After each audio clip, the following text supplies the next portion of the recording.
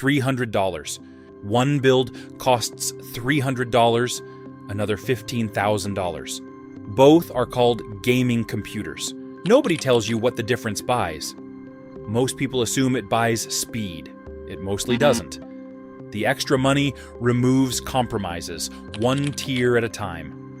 And down here, you're living with all of them. But this tier matters because it's the line between having a computer and not having one. Here's exactly what $300 buys. A used Ryzen 5600G, around $85. 6 cores with graphics built into the chip, so you skip the graphics card entirely. Add a $60 motherboard, a $40 SSD, a $35 power supply, a $25 case, and about $55 for 8 gigabytes of RAM. That's exactly $300, and it boots. Minecraft runs at a steady 60 frames. Video calls don't freeze. Older games work fine. Anything from the last 3 years forces you to lower every setting. Remember that word, compromise. Every tier after this one simply removes one more of them. $700. Here, the first real graphics card arrives. A used Ryzen 5 5600 for about $100. An RX 9060 with 8 gigabytes of video memory for about $300. An $80 motherboard. A 500 gigabyte SSD for $90, and a $50 power supply. The cooler comes free in the CPU box, and with about $75 of RAM, the total lands at roughly $700. That delivers 1080p gaming at high settings, at a solid 60 frames, in almost anything. It's the cheapest build that needs no apology. Minecraft, with shaders, looks like a painting instead of a slideshow. The compromise is still standing. 1440p is out of reach. Ray tracing mostly stays off, and this year's biggest releases push the card hard at maximum settings. I personally think this is the smartest dollar per frame tier on the list. Everything above it is nicer. Nothing above it is a better deal. $1,200. Now the settings menu stops being a negotiation.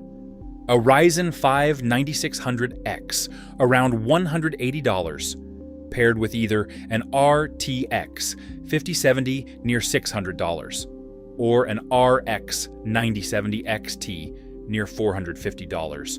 The cheaper AMD card wins some benchmarks against the more expensive one.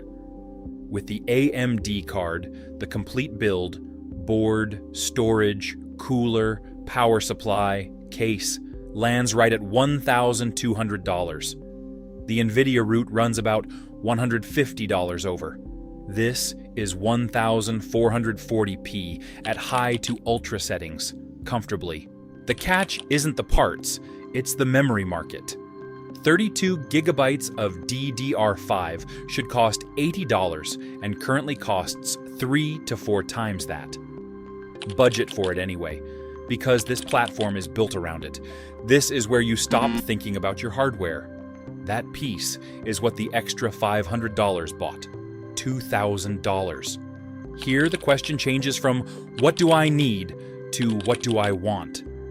The Ryzen 7 9800X 3D, around $450, is the strongest gaming processor you can buy. Not the best for the money, simply the best. Pair it with an RTX 5070 Ti near $800, and the remaining $750 covers the rest. Motherboard, liquid cooling, an 850-watt power supply, fast storage. The result, 1440p at very high frame rates, and 4K that's genuinely playable. The honest problem sits in front of you, not inside the case. If your monitor can only show 144 frames per second, part of this power just stands around waiting. There's also a cheaper path. An RX 9070 XT with that same processor costs about $350 less and stays close in most games. $3,500. Which tier are you actually sitting at right now? Drop it in the comments, and if this is helping you plan a build, hit the like button. Now, The tier where a PC becomes a workplace. An RTX 5080, around $1,000, 64 gigabytes of memory, and several terabytes of fast storage. Because this build is for people who edit 4K video, render 3D scenes, or stream and game at full quality at the same time. A timeline that plays without dropping a frame saves hours every week, and a client pays for those hours. If you don't do any of that work, though, this tier doesn't make your games noticeably better than the last one. It only makes the receipt longer. $6,000. This tier is no longer about need. This is the enthusiast's ceiling. A Ryzen 9 9950X3D with 16 cores, around $700, wins at gaming and heavy creative work at the same time, which used to force a choice. Above it sits the RTX 5090 at about $2,000, a card so far ahead of everything else that it's essentially racing itself. That's $2,700 for processor and graphics card.